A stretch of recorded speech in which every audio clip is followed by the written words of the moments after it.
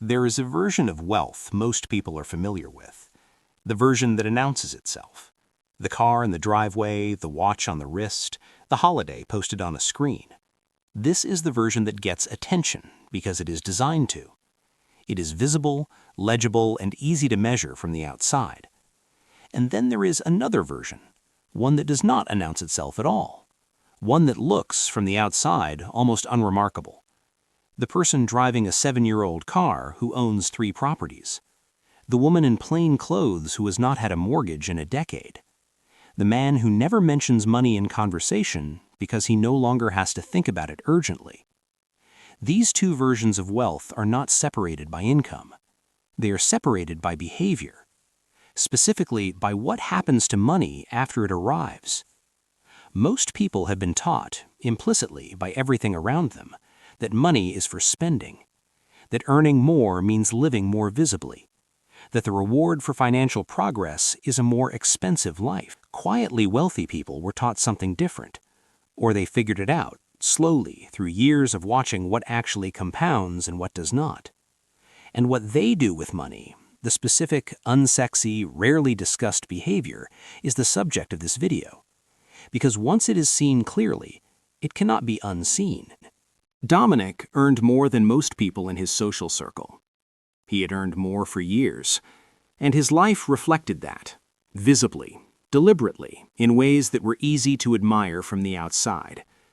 New car every 3 years, a wardrobe that communicated a specific kind of success, restaurants chosen for how they looked on a story, not just how the food tasted, holidays that required explanation, not because they were extravagant, but because they were curated. None of this was reckless. Dominic was not in debt. He paid his bills. He handled what needed handling. He just spent, consistently and entirely, almost everything that came in.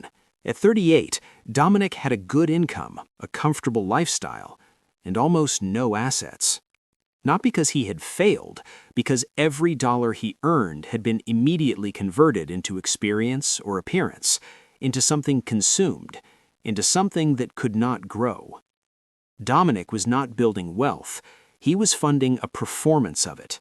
And the performance was convincing enough that even Dominic had trouble distinguishing it from the real thing. This is the trap that high income makes invisible. When there is always enough to cover everything, the question of what money is actually doing never gets asked. The money is doing something. It is always doing something. The question is whether what it is doing is working for the person who earned it or simply disappearing in comfort. The first thing quietly wealthy people do with money is not complicated, but it is almost universally skipped by people who do not have it. They pay themselves before they pay anyone else. Not a large amount necessarily, not a dramatic gesture, but a specific, non-negotiable portion of every dollar that arrives goes somewhere before the spending begins, before the rent, before the groceries, before the entertainment, before the obligations. A portion goes somewhere that is not spending. This sounds familiar because it has been said before, in books, in courses, in 100 financial conversations. But the reason most people do not do it is not ignorance. It is sequence. The default sequence is earn, spend, save whatever is left. The wealthy sequence is earn, save first, spend what remains. The difference between those 2 sequences, applied consistently over 10 years, is not marginal. It is the difference between having something that works independently and having nothing that does. Wealthy people do not save what is left over. There is rarely anything left over. They save what is set aside before the spending begins, and then they spend the rest, without guilt, without conflict, because the important decision was already made. Ruth had a reputation in her family for being careful with money. Careful was the polite word. The less polite word, used by relatives who did not understand what they were looking at, was cheap. Ruth did not buy new things when the old things still worked. She drove the same car for 11 years. She cooked at home most nights. She did not take expensive holidays. She did not wear labels. She did not upgrade her phone every cycle. For years, the people around her assumed this meant she was struggling. The modesty read as limitation. The restraint read as necessity. Nobody asked whether it was a choice, because it did not look like a choice anyone would make freely. And then, in her early 60s, Ruth retired. Not because she had to, because she could.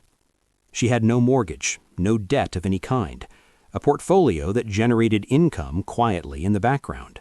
She had been building it, slowly and without announcement, for 30 years.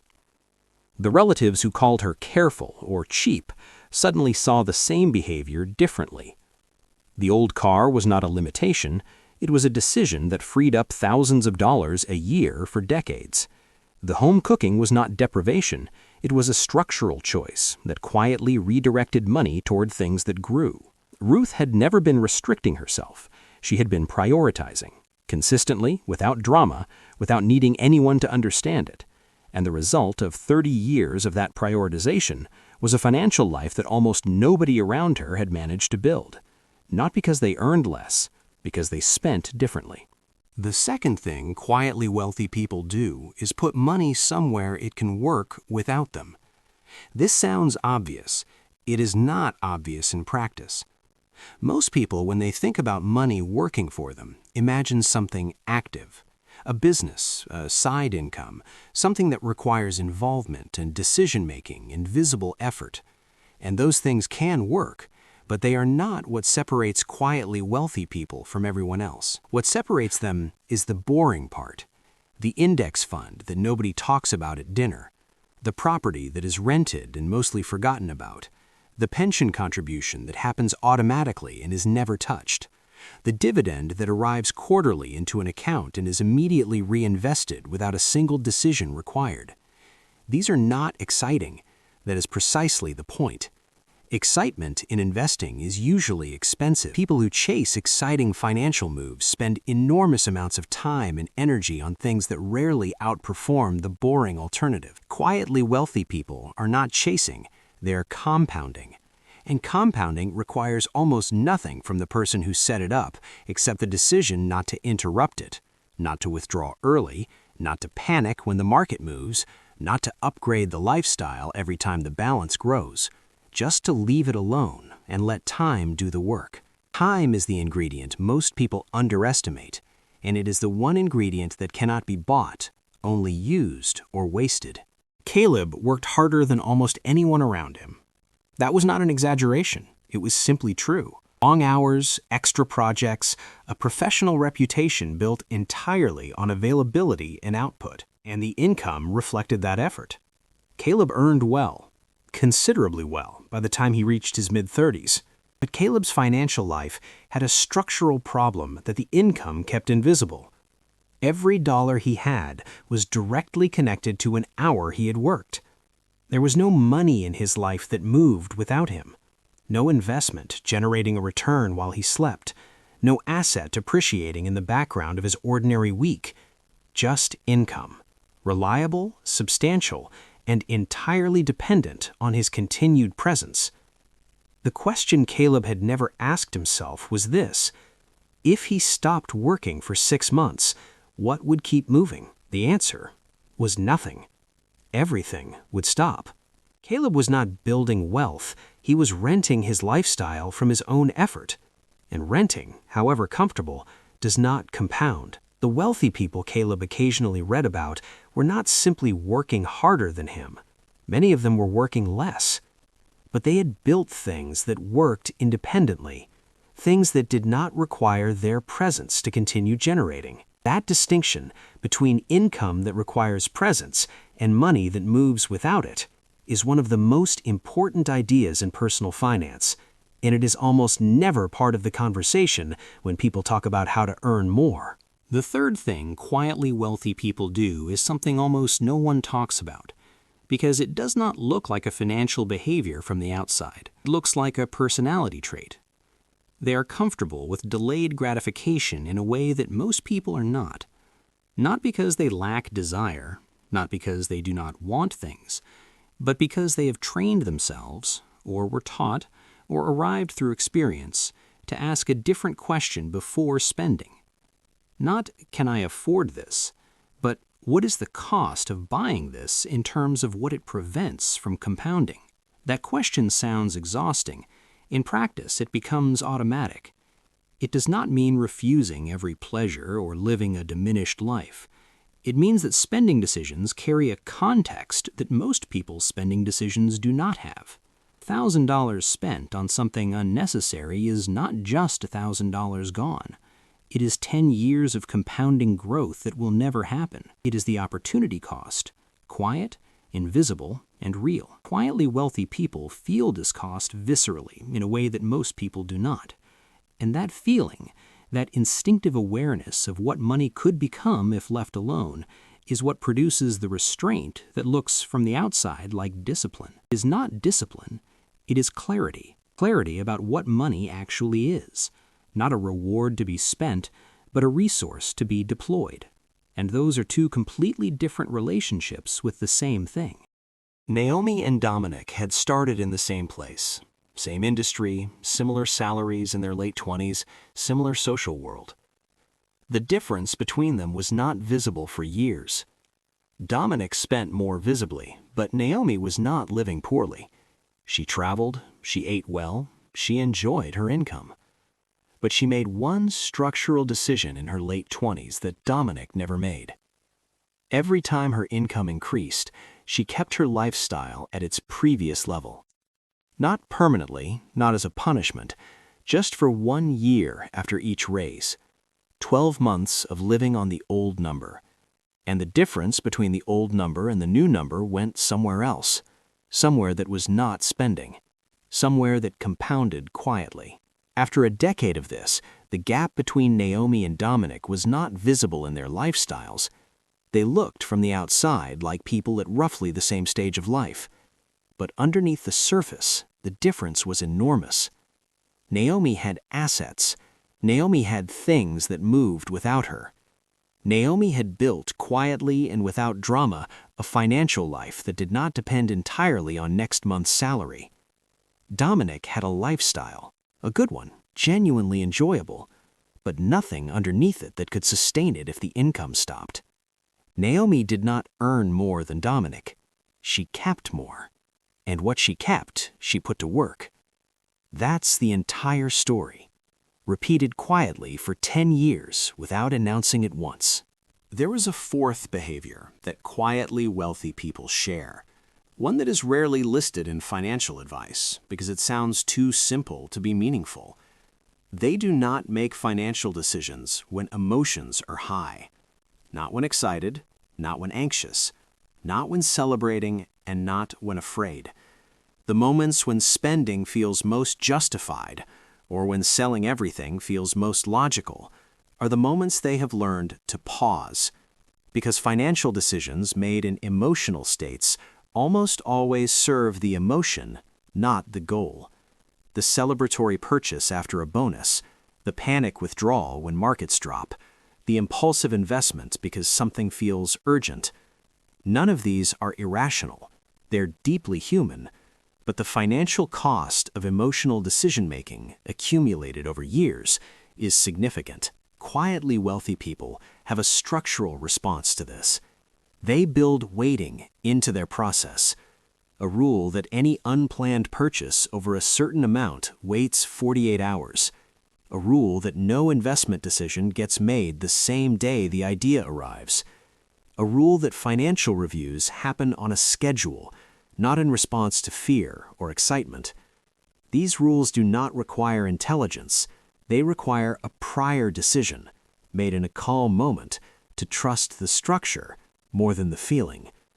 And that prior decision, sitting quietly in the background of a financial life, prevents an enormous amount of expensive behavior. Heaven had been listening to all of this and arrived at the question underneath everything else.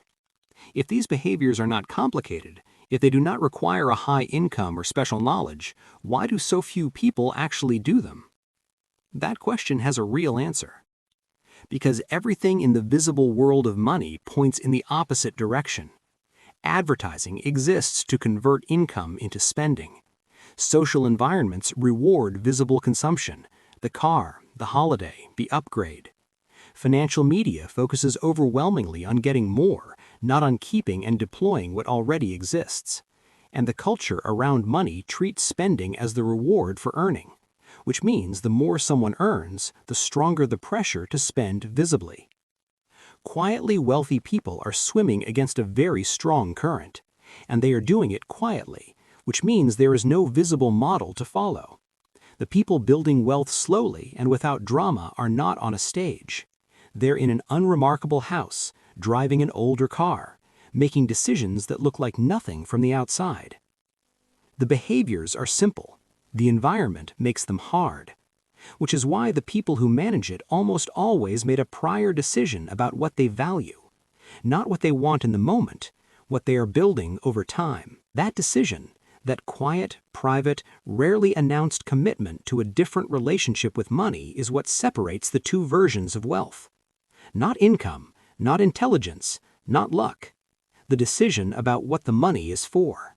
Dominic is still earning well, still living visibly, still converting income into appearance at a steady rate.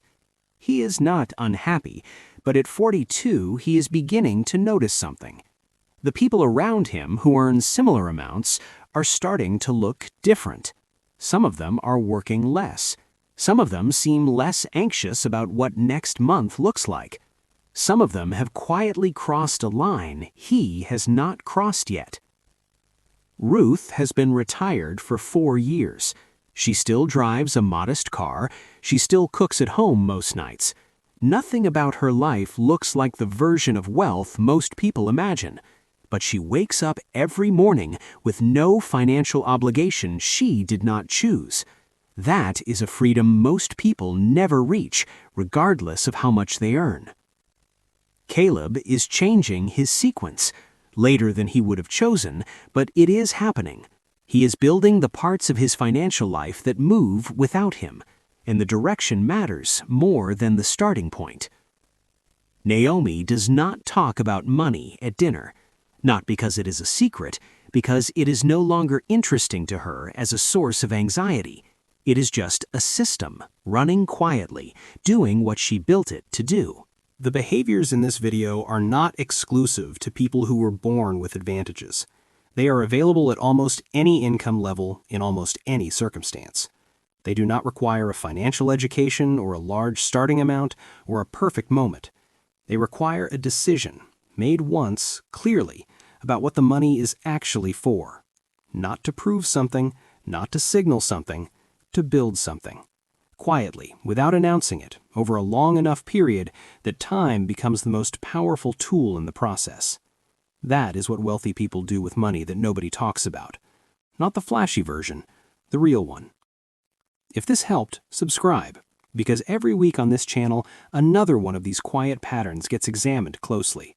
And next time we are going to look at why the first $1,000 saved changes everything, and what actually happens on the other side of that number that nobody prepares you for.